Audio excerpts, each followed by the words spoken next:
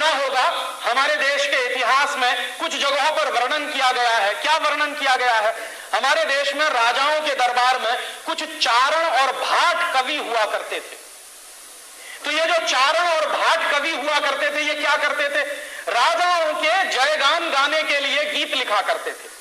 राजा चाहे जितना बदमाश हो, चाहे जितना बेईमान हो, चाहे जितना करप्ट हो, चाहे जितना बदमाश हो, उन सबके बारे में ऐसे ऐसे गीत लिखते थे वहां के चारण और भाट कवि कि लोगों को लगता था कि राजा तो बड़ा महान है, जबकि होता था उसका ठीक उल्टा।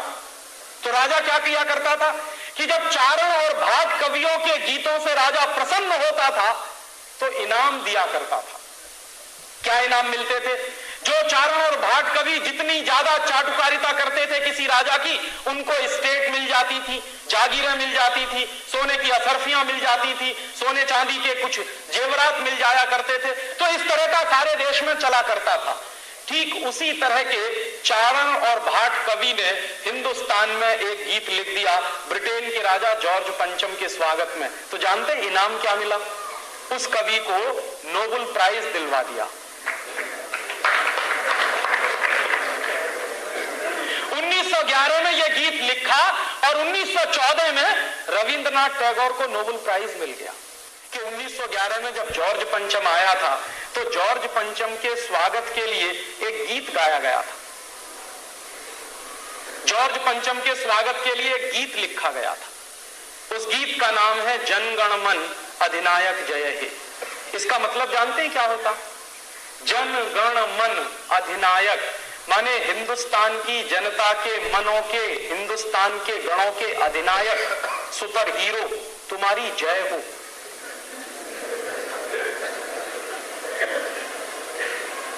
जनगण मन अधिनायक जय है। भारत भाग्य विधाता, तुम भारत के भाग्य विधाता हो।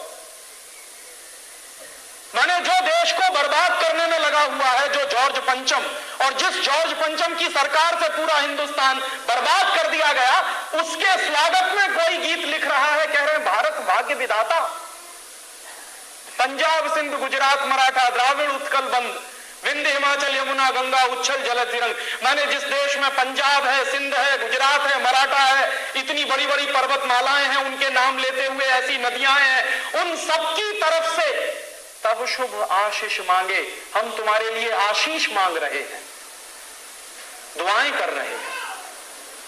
गाए तब जय गाथा, तुम्हारी ही जय के गीत गा रहे हैं हम। जनगण मंगलदायक जय, भारत भाग्य विधाता। माने तुम भारत के भाग्य विधाता हो, तुम्हारी मंगल कामनाएं करते हुए हम ये गीत गा रहे हैं। ऐसी चाटुकारिता का हिंदुस्तान में दूसरा नमूना नहीं मिलेगा आपको। क्यों?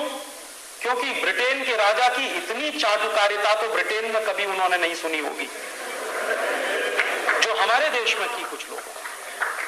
और हमारा और आपका दुर्भाग्य जानते हैं क्या है? हमारा और आपका दुर्भाग्य कि जो गीत लिखा गया था जॉर्ज पंचम के स्वागत के लिए, उसका चरण गान गाने के लिए, वही गीत हमारे देश में राष्ट्रीय गीत मान लिया गया। बहुत बार कांग्रेस के अंदर इस बात पर बहस हुई।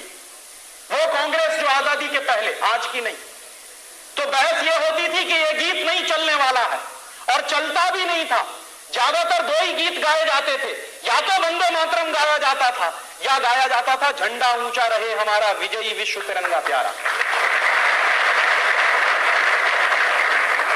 ये गीत तो आपके देश की आजादी मिलने के बाद, आजादी नहीं कहता मैं, तथाकथित आजादी मिलने के बाद आपके देश में चालू किया गया राष्ट्रगीत के रूप में।